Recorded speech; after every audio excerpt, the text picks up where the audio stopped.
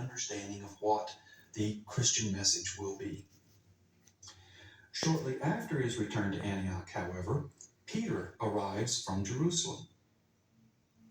One of the most vivid episodes he sketches is in the Epistle to the Galatians, when he's talking about a face-off he and Peter have in Antioch. A classic showdown in the history of earliest Christianity. And Paul tells the story this way.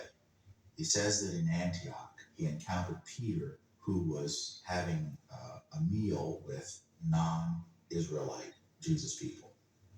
Peter thought this was all right until the contingent for Jerusalem came.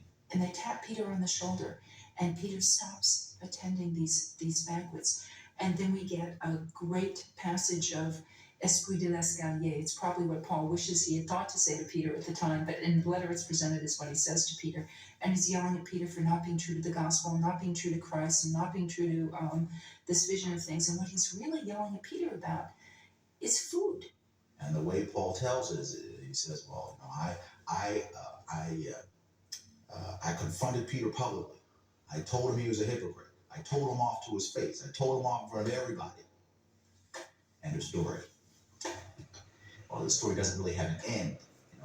We'd like Paul to tell us that after he told Peter off, he sort of skulked back to Jerusalem with his tail between his legs, and then Paul gave James and his party the what for, and he threw him out or something like that. Nothing like that. Paul's completely silent. Now, this suggests to us that Paul had indeed had a showdown in Antioch. He did face off with Peter. He didn't win. He didn't carry the day, at least not that day.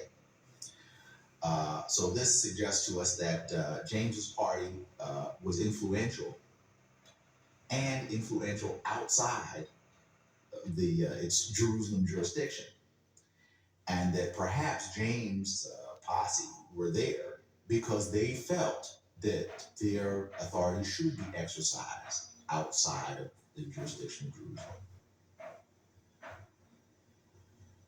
The blow-up in Antioch over eating with Gentiles probably is the turning point in Paul's career.